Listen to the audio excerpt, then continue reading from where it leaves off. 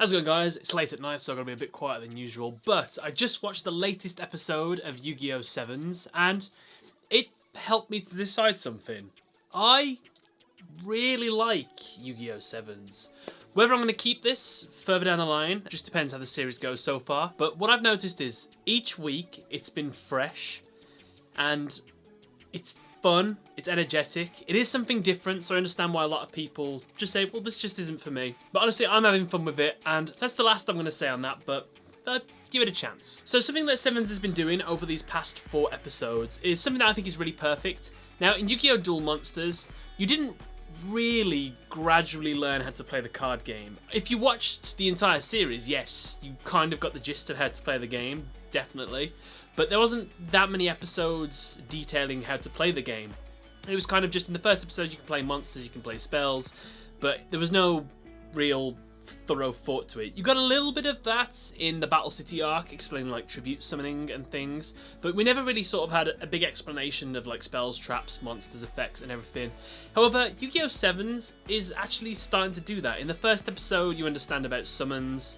In the second episode, well, I've been noting these down, like we've been learning little bits and pieces throughout each episode. This episode we learnt about special summoning. I'm looking at this for the eyes of someone young, someone that's just started watching this series. I'm like, oh, this sounds interesting. I could learn to play the game from watching the series. So they're doing these little bite-sized chunks on how to play the game in each episode, and that's something that I really like. And I think they're not that intrusive either. I don't mind. Like, I obviously know how this works, but I learned something new today, actually. Obviously, I know how to special summon.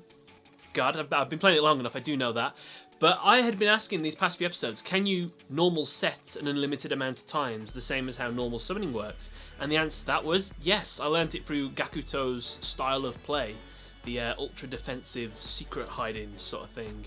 But yeah, learned something new. There's a lot of things about this episode I liked. The comedy with the Yu-Gi-Oh! YouTube stuff was great. They make like a little promo video. They've got Roman involved doing the guitar. Just like, can you sing the song with it as well? He's like, no, I can't do that. Roman to me is a really good female character in a Yu-Gi-Oh! Series so far. It's not been that many episodes and she's only had 1 duel so far, but her character at the moment feels integral to the main 3 groups. A lot of the other female characters throughout the Yu-Gi-Oh! Series, albeit not including Alexis Rhodes, she was involved, but she wasn't always in the picture kind of thing. And maybe, what's another good example? Blue Angel to a degree, but she kind of got shafted towards the end. One of the most powerful decks, and she managed to just lose so many duels.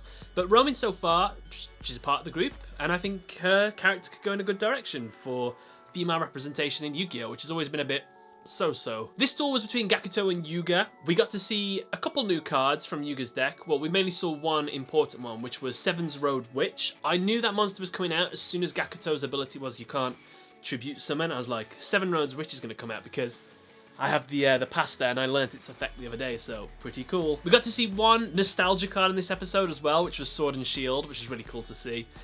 I appreciate it regardless. The whole episode was revolving around the fact that Gakuto wants to stop rush duels in the school, and then they went to that. It's very low stakes duels at the moment, so there was no real tension really. Gakuto might have left the student council thing, but obviously he doesn't in the end. Well, he does leave, and then he goes up against Rook for the next election and he wins it anyway.